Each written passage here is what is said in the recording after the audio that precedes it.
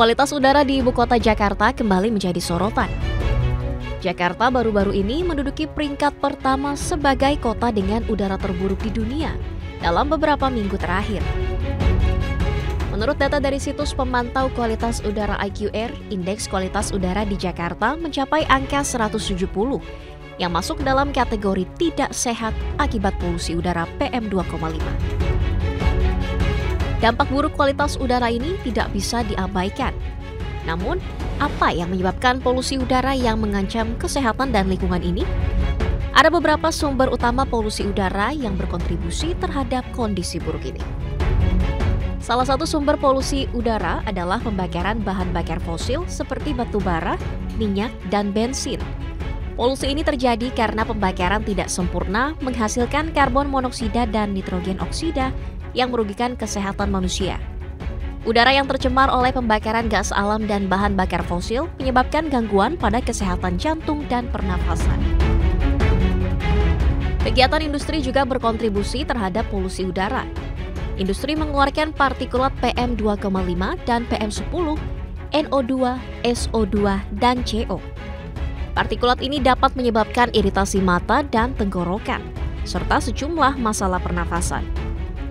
Emisi industri juga memiliki dampak pada perubahan iklim karena pelepasan karbon dioksida atau CO2. Polusi udara dari kendaraan bermotor juga menjadi penyumbang besar polusi udara terutama di kota besar seperti Jakarta. Emisi dari kendaraan mengandung karbon monoksida, hidrokarbon nitrogen oksida, serta partikel halus yang berdampak negatif pada kesehatan manusia. Emisi ini juga dapat merusak lapisan ozon. Lalu ada juga pembakaran sampah terbuka yang sayangnya berkontribusi terhadap polusi udara. Pembakaran ini mengeluarkan toksin seperti karbon hitam dan zat penyebab kanker. Selain masalah kesehatan, pembakaran sampah juga berkontribusi pada efek rumah kaca dan perubahan iklim. Lalu tentu ada aktivitas konstruksi dan pembongkaran yang juga memberikan kontribusi dalam polusi udara. Partikulat dan polutan udara yang dilepaskan selama kegiatan ini dapat mengganggu kesehatan warga dan pekerja. Ini hanyalah 5 dari beberapa faktor penyebab polusi udara. Untuk mengatasi masalah polusi udara yang semakin meningkat, tindakan bersama sangatlah penting.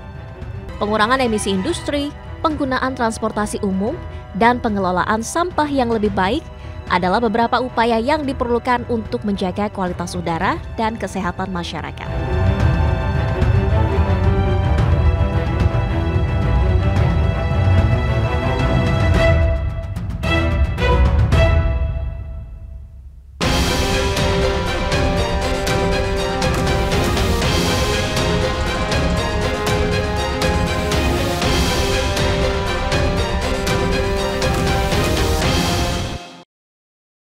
Selamat malam pemirsa, kembali lagi bersama saya Fani Imaniar dalam One on One, dan kali ini kita akan bahas terkait dengan isu yang menjadi concern concern dari terutama warga yang berasal atau tinggal dan juga mungkin bekerja di wilayah Jabodetabek terkait dengan kualitas udara yang dihirup saat ini begitu. Nah, kalau misalnya bicara mengenai kualitas udara per minggu tanggal 20 Agustus 2023 sendiri, Jakarta mencatatkan di IQR mencatatkan tingkat 161 berada dalam kondisi tidak sehat. Walaupun itu adalah minggu pagi, waktu di mana masyarakat atau warga ini seharusnya bisa berkegiatan di luar rumah atau di luar kantornya gitu, di luar wilayah tempat tinggalnya masing-masing dengan harapan bisa menghirup udara yang segar untuk berkegiatan begitu. Tapi saat ini kita sedang tidak dalam kondisi untuk bisa menikmati privilege tersebut. Tapi kita mungkin akan bahas bagaimana dari sikap pemerintah terkait dengan isu polusi udara dan tentunya mencari solusi terkait dengan bagaimana kita bisa meningkatkan atau mengembalikan kualitas udara kita ke arah yang lebih baik. Saya sudah bersama dengan Dirjen Pengendalian Pencemaran dan Kerusakan Lingkungan Kementerian Lingkungan Hidup atau KLHK malam hari ini, Bapak Sigit Reliantoro. Selamat malam Pak Sigit. Selamat malam Mbak Fani. Terima kasih sebelumnya telah meluangkan waktu untuk berbincang bersama kita dalam One on One kali ini. Pak Sigit, izin beberapa pekan terakhir Bapak juga sudah melihat ya bagaimana masyarakat ini menanggapi terkait dengan kualitas udara, terutama yang ada di wilayah Jabodetabek dan juga kota-kota besar lainnya. Kalau saya pribadi sih di wilayah Tangerang Selatan juga cukup sesak begitu Bapak, sudah mulai banyak dampaknya begitu. Kalau boleh tahu Bapak, ini sudah dimulai sejak kapan dan penyebabnya apa saja? Jadi kalau kita lihat, kita melakukan evaluasi juga dari satelit Sentinel-5P, itu untuk melihat dari global. Jadi dari sana kelihatan ada pola antara bulan Januari sampai dengan bulan Mei, itu yang paling besar polusinya adalah di belahan bumi utara. Kayak di Beijing, kemudian di Eropa dan lain sebagainya, itu kelihatan kalau dari citra satelit itu lebih pekat nitrogen oksidanya. Kenapa Pak? Mungkin berkaitan dengan fenomena iklimnya. Saya tidak punya kompetensi untuk menginterpretasikan karena pengaruh iklim atau pengaruh apa gitu. Tapi polanya seperti itu. Kemudian mulai pertengahan Mei menuju Juni itu bergerak ke arah selatan. Kalau kita lihat di satelit Sentinel-5 itu, 5P, itu ada Afrika Selatan, daratan Indonesia yang berada di belahan bumi selatan. Ini sudah mulai kelihatan kualitas udaranya mulai memburuk gitu. Dan ini juga kita amati dari stasiun pemantauan kita. Kita punya 14 stasiun pemantauan di Jabodetabek ini. Polanya adalah memang kalau kita lihat itu mulai bulan Juni, Juli, Agustus, September itu biasanya terjadi penurunan kualitas udara yang signifikan. Itu tiap tahun Bapak? Siklusnya setiap tahun. Walah, oke, bukan oalah sih tapi maksudnya ini menjadi sebuah pertimbangan sendiri begitu ya bahwa tiap tahun. Jadi itu pola yang dipengaruhi oleh cuaca global ya. Tapi di lokal pun tentu kita juga ada yang mungkin sudah sering dengar street canyon effect. Jadi kalau kita ada di antara dua gedung, kemudian kita ada baseload pencemaran, dia itu akan tertrap di dalam gedung ini. Terjebak. Akan berputar-putar itu. Kemudian ditambah dengan kendaraan bermotor. Maka nilainya itu bisa jauh 10 kali lipat dibanding base load-nya gitu. Nah, base load itu kemungkinan bisa pencemar dari tempat yang lain, bisa dari sumber energi PLTU, PLTD, industri, atau pembakaran sampah, atau mungkin debu-debu juga yang berkaitan jalanan, misalnya di Australia kan ada debu dan lain sebagainya, itu yang menjadi baseload-nya. Tapi diperkuat dengan efek street canyon tadi oleh kendaraan bermotor. Makanya kenapa di wilayah Jakarta ya, di Jakarta ini paling berat karena tidak hanya dari sumber polutan atau ya tadi yang membuat kualitas udara menurun, tapi ditambah dengan street canyon effect itu. Betul. Terus kemudian baseload-nya juga ada gitu dari daerah sekitarnya atau bahkan dari dalam, karena kebutuhan energi itu kan juga ada di dalam. Kita masih masak, kita masih perlu menggunakan minyak gas untuk aktivitasnya. Nah, itu juga bagian dari yang berkontribusi mencemari udara. Oke, kalau itu di wilayah Jakarta Pak, tadi ada street canyon effect. Kalau misalnya tempat lain, misalnya Tangerang Selatan begitu, yang notabene juga mencatatkan kualitas udara cukup buruk. Sepanjang dia ada gedung yang bisa mentrap polutan tadi, maka akan terjadi. Jadi Tangsel kan juga sudah banyak gedung-gedung tinggi kan. Nah itu. Oke, baik.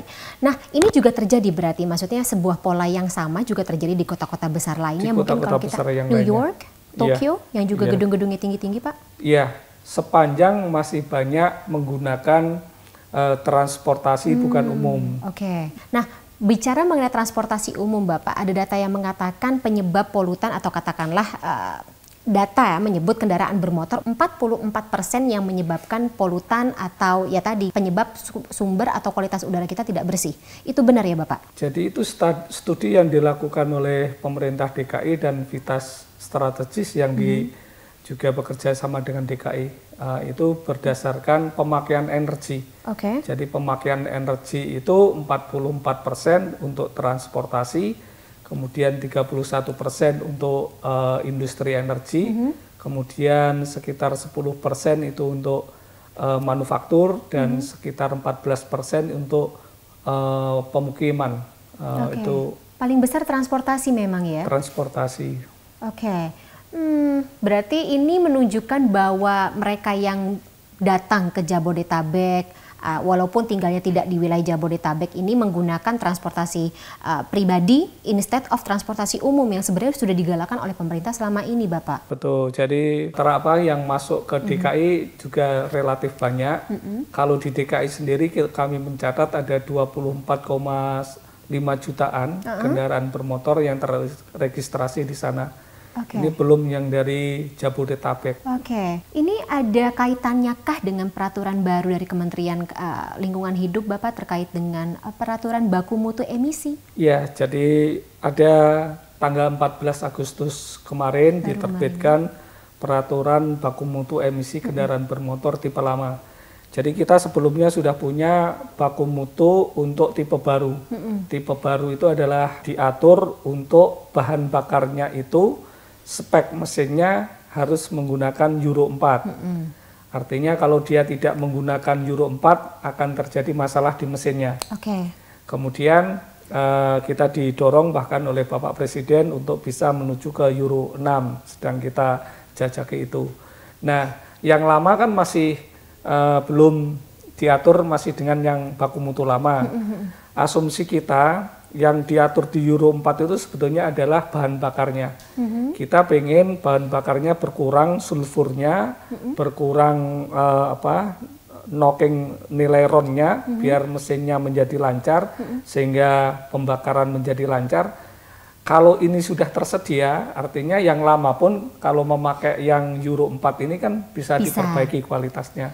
Sehingga kita sesuaikan baku mutunya menjadi lebih ketat lagi. Jadi kita harus gunakan BBM sesuai dengan peruntukannya begitu ya? Iya, yang lebih ramah lingkungan. Benar-benar. Jadi untuk Anda mungkin pemirsa yang masih menggunakan BBM tidak dengan kondisi yang semestinya begitu, monggo, berarti Anda adalah salah satu dari penyebab polutan yang ada di wilayah Jabodetabek begitu. Betul. Ya Bapak ya? Selain itu apa lagi Pak aturan dari baku mutu emisi ini? Di situ diatur mengenai pajak pencemaran bagi kendaraan, itu bagian dari pajak kendaraan bermotor. Di undang-undang sebetulnya disebutkan bahwa bagian dari pajak kendaraan bermotor itu adalah resiko kerusakan jalan dan beban pencemaran. Nah, itu dihitung rasionya dan kemudian ada surat keputusannya di Kemendagri. Jadi kita menyokong Kementerian Dalam Negeri untuk menetapkan berapa sih sebetulnya persentase pajak kendaraan bermotor dengan ditambahkan hitungan dari kerusakan jalan dan pencemaran. Jadi kalau kita termasuk dari bagian yang menyebabkan polusi, tidak perlu itu begitu Pak? Pajak yang akan kita bayar akan lebih besar? Iya. Lagi-lagi ini menjadi catatan sendiri ya untuk warga negara Indonesia yang mungkin ternyata saat ini mempunyai kendaraan bermotor tidak sesuai dengan peruntukannya dan juga menyebabkan polusi seperti itu. Melebihi baku mutu uji emisi. Ya. Nah, tapi bicara mengenai emisi lagi Bapak, seberbahaya apa sih saat ini kondisinya atau yang ada gitu di kualitas udara kita Pak? Mungkin bisa dijelaskan. Kalau kriteria tidak sehat, udara tidak sehat itu sebetulnya bagi yang sensitif memang masih diperbolehkan untuk aktivitas di luar, tapi harus sering istirahat. Jadi tidak boleh terlalu lama. Kemudian yang bagi sehat itu masih boleh beraktivitas, tapi sebisa mungkin dikurangi aktivitas di luar ruangan yang tidak diperlukan gitu. Demikian juga yang sensitif. Jadi definisinya seperti itu.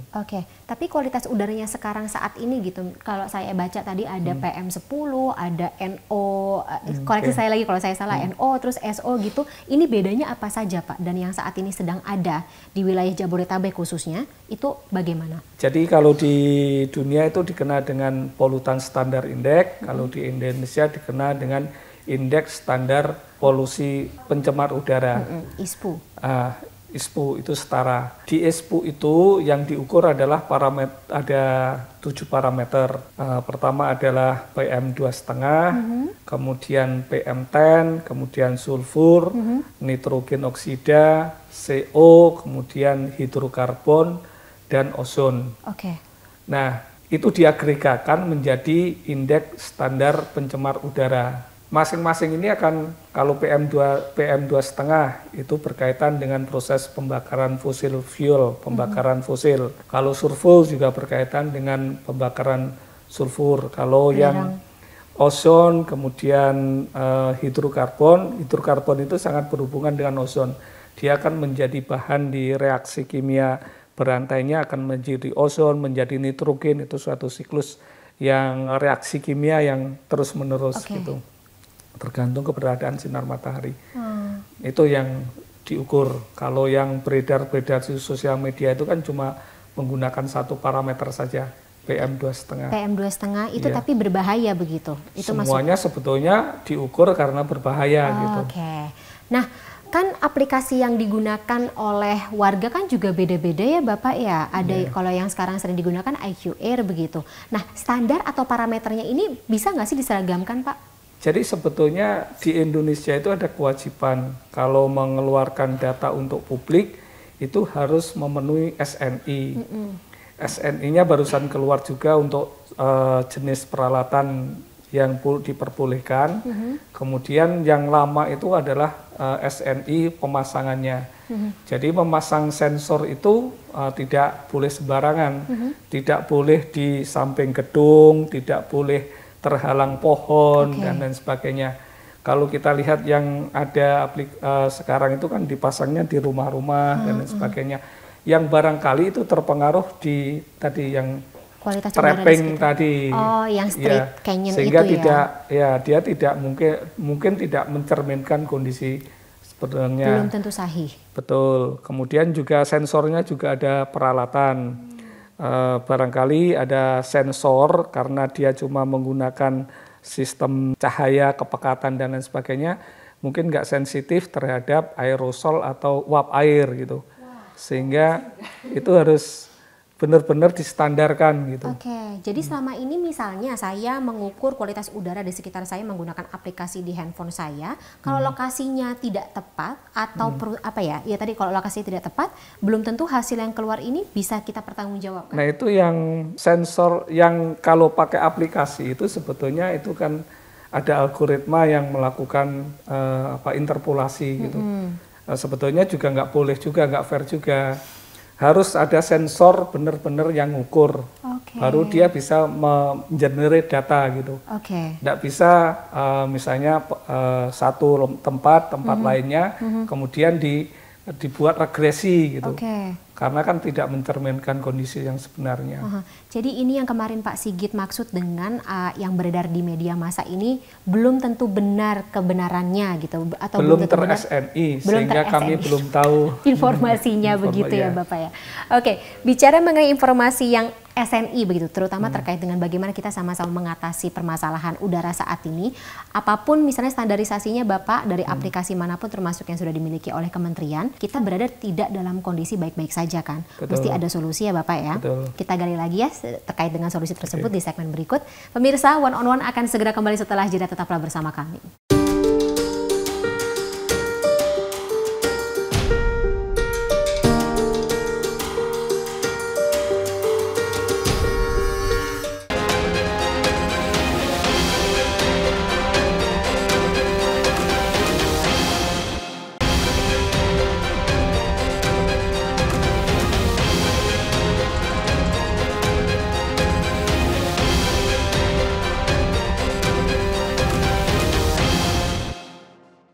Pak Sigit, koreksi saya kalau saya salah ya, sampai dengan saat ini DKI Jakarta terutama Bapak tercatat sebagai kota dengan kualitas udara dan polusi kota terburuk ketiga di dunia, di bawah Baghdad, Irak, dan Doha, serta Qatar begitu. Pandangan Bapak bagaimana? Jadi barangkali ini juga kita harus literasi data, fact check itu juga harus perlu dilakukan. Dibenerin. Karena ya Itu kan satu sumber yang tadi tidak ber-SNI. Ada sumber lain sebetulnya di IQICN itu yang barangkali datanya akan lebih banyak karena dia datanya jauh lebih banyak. Yang sebetulnya pada setiap saat pun Jakarta itu tidak selalu kota buruk. Kalau sekarang memang tadi karena kondisinya berpindah ke selatan itu yang lagi peningkatan itu, memang kita akui kejadian tidak sehat itu lebih sering gitu di Jakarta. Tapi tidak seburuk selalu dikatakan nomor 1, nomor 2 itu seperti itu. Top 5. Top 5 itu. Barangkali harus dicek juga di sumber informasi yang lain.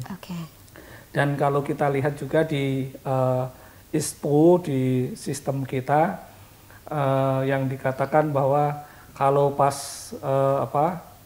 hari libur itu Jakarta masih tidak sehat. Sebetulnya kalau dilihat yang sekarang itu, yang kuning itu ada di daerah Bogor, ada di daerah Bekasi, Tangerang, dan di daerah Kerawang gitu.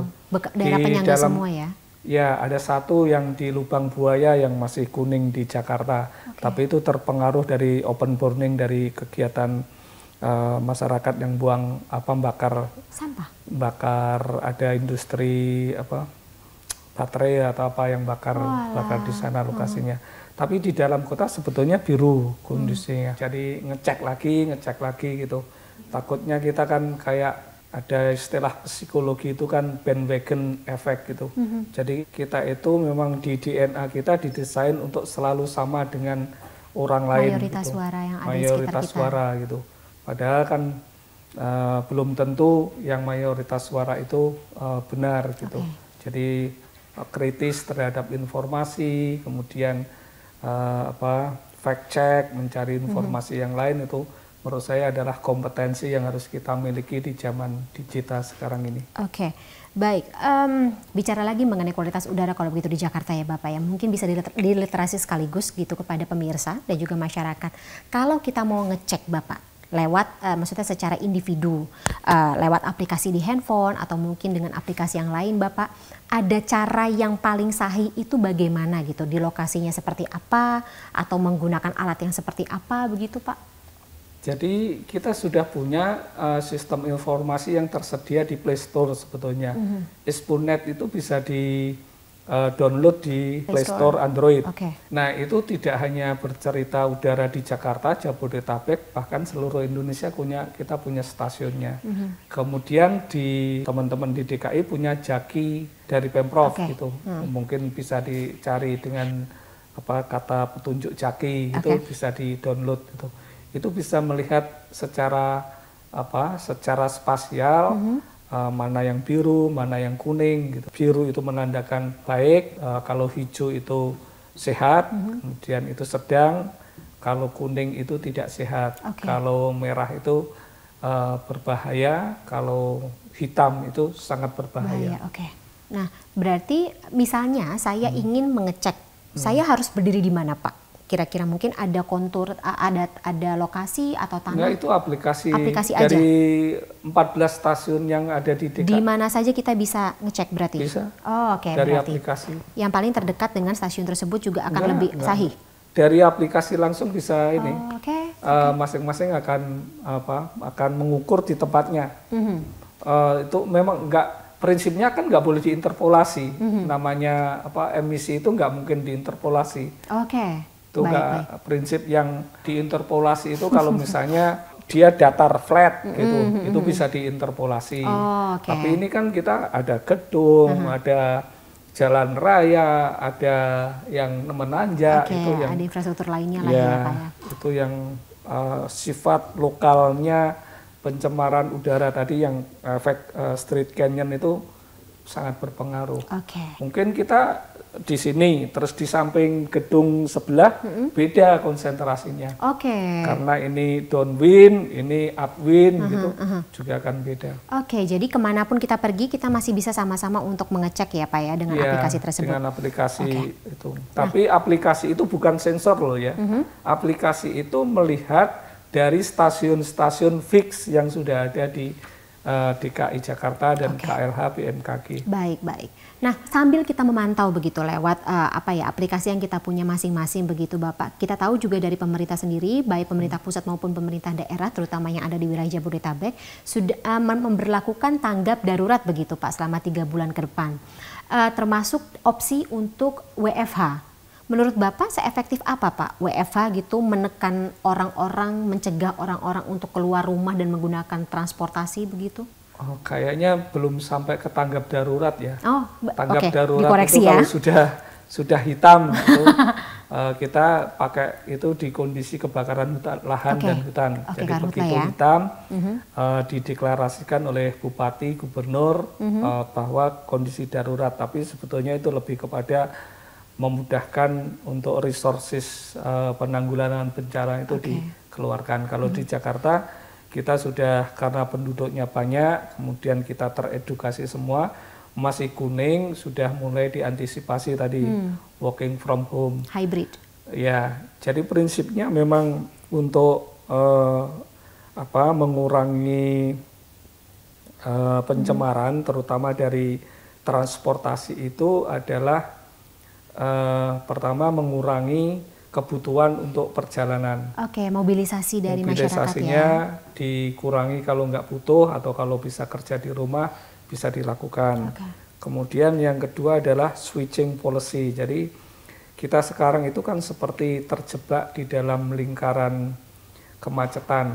Kita kaya, pengennya beli mobil butuh jalan. Jalan ada, beli mobil lagi, beli mobil macet lagi gitu. Jadi ada siklus kemacetan yang kita nyaman gitu. Kita kan terus-terus. Kayak bukan nyaman Pak, terbiasa. Ya, karena 1,6 juta per tahun kendaraan per tahun tambah setiap tahunnya di Jakarta. Nah, itu jadi berarti jadi kita kan akan terus terjebak seperti itu. Sehingga kita harus berubah menjadi sustainable. Nah, di prinsipnya transportasi yang berkelanjutan itu kan hierarkinya bukan lagi menyediakan infrastruktur atau memudahkan kendaraan pribadi. Tapi orang yang harus dihormati pertama kali adalah pejalan kaki, diutamakan itu fasilitasnya. Yang kedua adalah sepeda. Kendaraan umum, baru yang terakhir adalah mobil pribadi. Jadi mobil pribadi tidak dilarang, cuma dia hierarkinya ada di bawah, sehingga pengembangan fasilitasnya seharusnya adalah lebih diutamakan pejalan kaki, diutamakan pesepeda, kendaraan umum dibanding fasilitas di Beijing misalnya, di yang sumber bergerak ini di Bangkok. Bangkok. Jadi teknologi kendaraan bersih itu harus pakai Euro 4 ke atas, Euro 6 dan lain sebagainya. Kan kita sudah melakukan juga. Yang kedua adalah memastikan semua kendaraan itu sesuai dengan speknya. Jadi harus dipelihara, dirawat itu. Nah, dengan uji emisi. Kemudian menggunakan kandungan sulfur dalam bahan bakar. Itu kan sudah di Euro 4 itu sudah mengurangi 50% dari sulfur yang ada di solar biasa. Dalam bahan bakar yang kita gunakan. Dalam bahan bakar yang kita gunakan. Jadi kalau di Jakarta masih menggunakan solar, itu berarti tidak ramah lingkungan. Itu masih sekitar 5.000-an miligram per liter sulfurnya, saya lupa angka tepatnya. Kemudian transportasi yang lebih baik dan ada pembatasan kendaraan bermotor. Misalnya ada zona yang dia hanya boleh 3-in-1 yang kita kenakan. Ada zona yang hanya boleh kendaraan yang lolos uji emisi, hanya boleh yang di Inggris itu kan ada ultra low emission zone, artinya ya kendaraannya kendaraan yang listrik, hidrogen, yang seperti itu. Nah penggunaan kendaraan listrik itu juga yang namanya jadi pembicaraan begitu di tengah warganet. Ini apakah kementerian atau katakanlah pemerintah ini mau menggalakkan penggunaan kendaraan listrik kepada warganya atau bagaimana Pak? Mengingatkan kendaraan listrik selain harganya mahal begitu ya Bapak ya, kebetulan infrastruktur pendukungnya juga belum memadai yang ada di wilayah kita. Jadi ini kan sebetulnya sudah ada program lama dan menurut saya yang perlu didorong tadi yang sustainable transportasi tadi lebih kepada mau nggak kita sebetulnya mau ke toko jalan kaki saja atau naik sepeda. Iya, Sekarang kan dikit-dikit pakai sepeda motor. Kemudian mau nggak kita sebetulnya naik kereta gitu. Jadi memang tadi karena lingkaran, kadang-kadang di prasarana umum pun juga begitu. Kalau prasarana umum nggak banyak menggunakan, maka investasinya kurang. Investasi kurang semakin memburu.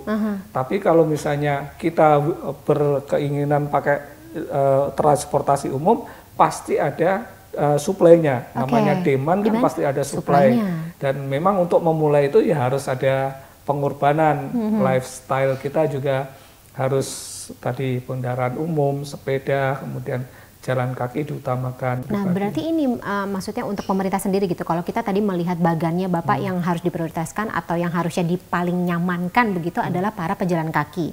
Maka jalan-jalanannya harus ramah pejalan kaki begitu kan Pak ya. Dan mungkin kalau misalnya pengguna sepeda, jalur-jalurnya juga harus diperbaiki ya, diperbagus. Mungkin seperti di Netherlands begitu ya. Bermimpi boleh dong Pak ya. Punya apa namanya, punya Belanda, Jepang gitu kan. Punya target boleh ya Pak ya. Terus kemudian jalan kaki, sepeda, kereta api. Nah, transportasi umumnya begitu untuk integrasinya juga harus lebih diperbaiki, digalakan, armadanya diperbanyak begitu ya Bapak. Soalnya jadi curhat nih Bapak ya, naik mobil gitu kendaraan pribadi dari rumah saya menuju ke kantor hampir sama gitu durasinya dengan saya kalau naik kereta. Jadi kan itu maksudnya menjadi catatan sendiri gitu, nggak apa-apa ya curhat ya, mungkin bisa menjadi sebuah pertimbangan sendiri untuk mencari solusi begitu ya Bapak. Nah, Pak Sigit, kalau dari negara-negara atau kota-kota yang kita lihat ini Bapak, New York, London, Hong Kong, Beijing dan juga Bangkok Pak. Kira-kira solusi yang sudah mereka terapkan, yang paling viable untuk kita lakukan, ini yang mana Pak? Kalau dekat saja kita belajar dari Bangkok tuh, kita melakukan uji emisi untuk untuk memastikan kendaraan dirawat, kemudian Euro 4 kita sudah implementasikan, tapi juga harus konsekuen. Artinya sebetulnya kalau sudah di Jakarta ya nggak layak beli solar, nggak layak pakai yang ronnya yang seperti itu gitu. Harus ada kesadaran kita semua. Nah dari Bangkok dan juga London Bapak yang katakanlah sumber polusi udaranya hampir sama dengan Indonesia. Ketika mereka memberlakukan kebijakan tersebut, hasilnya akan terlihat atau efektivitasnya terlihat berapa lama Pak?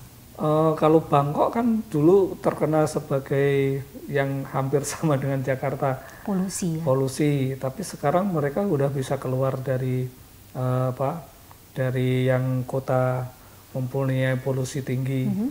Kemudian kalau London kan juga udah dari dulu gitu.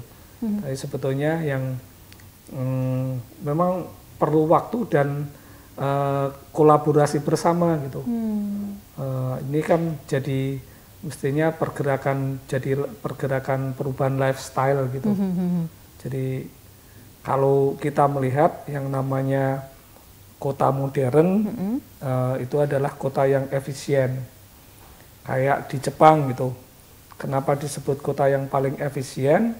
Ya karena tadi sebagian besar orang jalan kaki, kemudian naik sepeda, transportasi umum kereta api digunakan. Ya tidak banyak di Jepang kan dijumpai sepeda motor jarang. Betul. Naik mobil juga dapat jarang. Di Tokyo pun kalau mau beli mobil kan juga susah. Mahal. Harus dipastikan punya tempat parkir. Jadi dibuat semacam itu. Bahkan kalau nggak salah dengar di Singapura itu kan harus daftar dulu sekian tahun baru dapat permit punya mobil gitu. Tapi fasilitas umum, transportasi umum, jalan kaki, jalan sepeda kan disediakan. Di DKI sebetulnya juga sudah mulai disediakan kan, jalan pedestriannya udah mulai bagus, jalur sepeda juga sudah ada gitu. Kemudian cuma kan yang memanfaatkan belum banyak gitu, karena masih banyak yang lebih memilih yang kendaraan pribadi. Jadi ya nggak bisa hanya kebijakannya saja begitu yang Pak ditelurkan ya, tapi juga butuh kerjasama dari berbagai pihak termasuk dari warganya sendiri ya Pak yang menikmati kualitas udara tersebut. Bapak, saya ingin ingin gali lagi mungkin dari perspektif Pak Sigit dan juga kementerian terkait dengan seberapa penting mungkin partisipasi dari warga ini dan kira-kira kita bisa menggunakan sarana atau medium apa untuk menarik perhatian mereka supaya turut serta berpartisipasi tersebut. Tapi di segmen berikut ya Bapak ya. Pemirsa One on One masih akan segera kembali setelah jeda berikut, tetaplah bersama kami.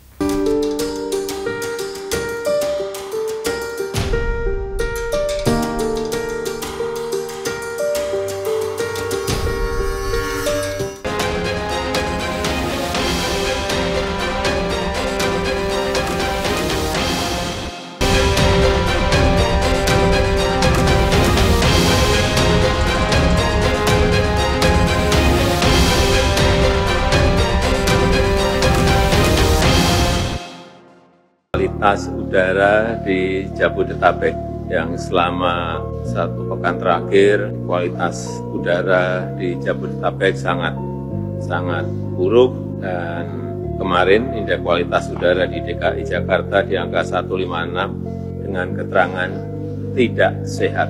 Saya memiliki beberapa catatan yang perlu menjadi perhatian seluruh kementerian dan lembaga terkait. Yang pertama, jangka pendek. Dalam jangka pendek, secepatnya harus dilakukan intervensi yang bisa meningkatkan kualitas udara di Jabodetabek lebih baik. Kemudian juga rekayasa cuaca untuk memancing hujan di kawasan Jabodetabek, kemudian perbanyak ruang terbuka hijau, dan jika diperlukan kita harus berani mendorong untuk banyak kantor melaksanakan hybrid working. Terima kasih pemirsa, Anda masih bersama saya Fani Imaniar dalam One on One, dan masih bersama saya saat ini Dirjen dari Pengendalian atau Pencemaran dan juga Kerusakan Lingkungan Kementerian Lingkungan Hidup dan Kehutanan atau KLHK, Pak Sigit Reliantoro. Bapak masih bersama kami ya Bapak ya. Ini terkait dengan tadi kita sudah teasing di segmen sebelumnya begitu, bagaimana cara kementerian, pemerintah maupun juga bekerja sama dengan pemerintah daerah masing-masing serta stakeholder terkait begitu untuk mengajak teman-teman begitu pemirsa, warga negara untuk sama-sama kita ya menyaring kualitas udara ini gitu. Tidak hanya menuntut pemerintah tapi kita juga ikut kerjasama begitu Pak. Ya. Pada dasarnya sebetulnya kan setiap kita itu kan juga mengeluarkan emisi, ada CO2 karena proses bernapas, tapi dalam konteks ini kita naik kendaraan bermotor, kita naik itu kan juga mengeluarkan emisi. Jadi sebetulnya ini adalah masalah bersama, sehingga cara menyelesaikannya juga harus bersama-sama, ada kolaborasi gitu. Masing-masing kita punya peran sendiri-sendiri, dan menurut saya dari informasi bahwa kita sudah ada dalam tahap yang tidak sehat udaranya, maka dengan kita perlu merubah pola pikir kita. Dengan cara merubah pola pikir kita itu artinya kita juga bisa berkontribusi yang positif terhadap di kehidupan kita sehari-hari. Kalau misalnya contoh yang kita rumahnya dekat, ya nggak usahlah pakai sepeda motor ke kantor, kita jalan kaki saja. Yang misalnya masih sering menggunakan kendaraan bermotornya yang tidak lolos uji emisi. Itu juga ada perubahan seperti itu. Jadi ini adalah sekali lagi kerja bareng, dan hasilnya juga kita nikmati bareng. Tapi kalau kita terjebak lagi dalam trap tadi, kemacetan, dalam trap seperti itu, ya yang kejadian seperti ini setiap tahun juga akan terjadi gitu. Jadi kalau sekarang sih anak-anak zaman sekarang menyebutnya lingkaran setan Bapak. Itu aja yang kita alami. Kalau bahasa Inggrisnya weeks problem. Weeks problem. Baik. Tapi ini apa ya, menjadi sebuah motivasi sendiri begitu ya Bapak, sampai Kementerian LHK membentuk sebuah satgas gitu. Koreksi saya kalau saya salah judulnya atau namanya Satgas Pengendalian Polusi Udara Jabodetabek begitu. Pengendalian pencemaran udara. Pengendalian pencemaran udara, tapi wilayah Jabodetabek saja. Oke. Kalau boleh tahu Bapak seperti apa? Kita akan menjawab ada fenomena karena musim yang selatan, kemudian ada utara pindah ke selatan. Ada fenomena street canyon yang itu sifatnya adalah dari transportasi. Tapi saya sebutkan juga ada base load. Base load itu adalah yang dari misalnya dari sumber emisi yang lain, misalnya dari industri, apa itu pembangkit, diesel, atau tadi dari pembakaran batu bara, pembakaran terbuka yang sampah limbah elektronik. itu kan juga berkontribusi. Nah, Satgas ini selain menangani masalah emisi kendaraan bermotornya, juga menangani yang tadi sumber-sumber pencemaran. Salah satu tugasnya, jadi ada 7 tugas. Pertama adalah mengidentifikasi sumber-sumber pencemarannya lebih detail. Kita sudah punya target industri-industri yang punya potensi besar untuk menyebabkan pencemaran di Jakarta. Sudah ada sekitar 77 industri, ada sekitar 18 yang berkaitan dengan peleburan logam, ada yang 77 itu berkaitan dengan PATU, PATD, yang boiler dan sebagainya.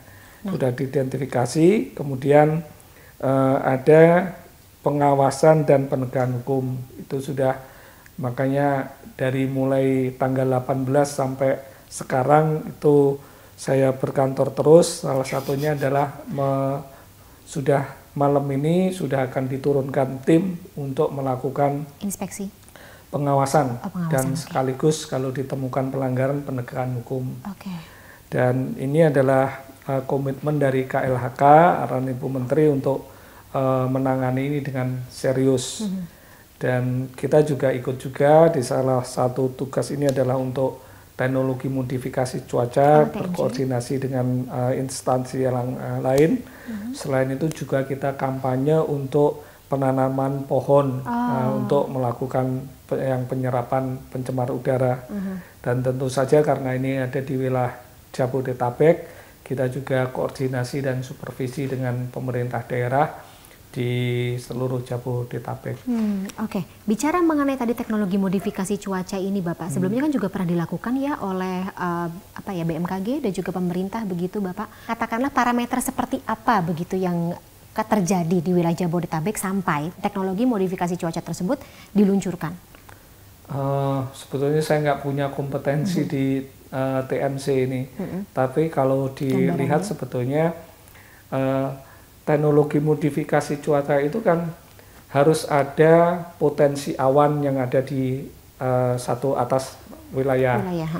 Dia itu tidak bisa turun jadi hujan karena masih ringan, sehingga perlu disiram dengan garam untuk memperberat berat jenisnya, sehingga dia menjadi hujan. Artinya sebetulnya keberadaan awan itu sangat penting, sehingga kenapa kompetensi TMC ini ada di BMKG, ada di BRIN itu, karena prediksi di suatu daerah ada awan atau tidak itu di kelembagaan itu. Seberapa besar Bapak mungkin dampak yang ditimbulkan begitu dengan adanya hujan, terus kemudian kalau kita semakin banyak menanam pohon begitu bagi kualitas udara kita, Pak? Sebetulnya kalau kita lihat, kalau di bulan Januari, Februari atau Desember itu kan curah hujan, ada curah hujan tinggi, cukup tinggi, jadi nggak perlu tinggi-tinggi, sebetulnya juga sudah bisa menurunkan pencemar di udara itu. Jadi yang street canyon itu kan hanya bisa kalau dia diikat oleh air kemudian turun ke bawah gitu. Sehingga sangat penting sebetulnya untuk di daerah yang seperti Jakarta ini ada potensi hujan yang memungkinkan, kemudian ada teknologi TMC yang bisa diaplikasikan. Makanya kenapa polusi atau katakanlah kualitas udara di wilayah Jabodetabek khususnya ini memburuk di tengah-tengah tahun ketika kemarau atau curah hujannya menurun begitu. Ya Pak ya. Kalau misalnya nanam pohon Bapak, itu kayak apa efektivitasnya? Jadi mungkin saya cerita pribadi. Saya kan naik sepeda dari rumah ke kantor. Di tempat saya kebetulan kan di BKT. Di BKT itu ada satu sisi yang ditanami pohon-pohonan yang cukup rimbun. Sampingnya kan jalur lalu lintas yang padat ke arah Bekasi.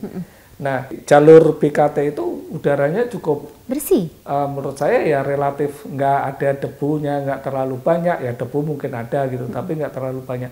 Artinya sebetulnya dia berfungsi sebagai barrier untuk PM setengah. Itu sangat penting gitu. Nah, kita juga punya panduan guideline dari Dirjen PPKL ini mengenai pohon-pohon apa yang sebetulnya bisa menyerap ozon, pohon apa yang bisa menyerap sulfur dioksida, nitrogen oksida dan lain sebagainya. Nah, barangkali itu yang akan kita dorong disosialisasikan untuk bisa juga ditanam di rumah-rumah jadi taman gitu. Oke, apa aja Bapak? Mungkin saya sekaligus catat Pak biar nanti bisa ikut nanam. Kalau itunya detailnya saya lupa. Saya karena pakai bahasa Latinnya.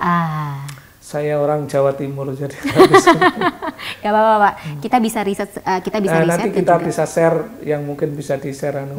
Oke. Jadi pokoknya semakin banyak kita menanam pohon, semakin baik pula kualitas udara yang ada di lingkungan sekitar. Betul. Atau tempat penanaman pohon tersebut. Betul. Oke. Apalagi Bapak mungkin yang bisa dilakukan begitu oleh warga selain tadi yang mungkin meminimalisir mobilisasi kita masing-masing begitu, kalau tidak perlu-perlu banget kita gak usah keluar rumah dan menggunakan kendaraan bermotor. Sebetulnya ya itu tadi kalau sudah dilakukan yang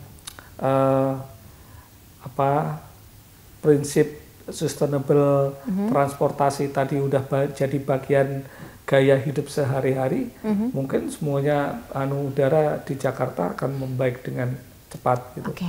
Jadi kalau misalnya, jadi sebenarnya gini Pak, koreksi saya kalau saya salah. Kalau kita tidak melakukan, sebenarnya kualitas udara ini akan mengalami perubahan sendiri. Begitu ya Bapak ya? Maksudnya tidak akan seburuk atau ya kayak hari-hari ini aja. Kalau kita tetap seperti ini, tetap juga kita menambah kendaraan 1,6 juta per tahun, ya berarti akan terus memburuk. Dan setiap tahun juga akan terjadi gitu. Tapi kalau misalnya kita tadi melakukan sama-sama begitu, tidak hanya aturan-aturannya, terus kita juga patuhi begitu terkait dengan penggunaan kendaraan bermotor, maka ini akan lebih cepat lagi untuk kita atasi begitu ya Bapak ya. Oke. Dari data Bapak sendiri Pak Sigit dan juga tim begitu Bapak ya, Jabodetabek ini pernah berada dalam kondisi paling buruk, ini tingkatnya apa Pak kalau dari ISPUNet sendiri?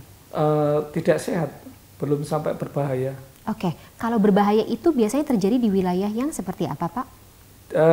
Sekarang ini ada merah, itu berbahaya, artinya yang terkait dengan kebakaran lahan dan hutan.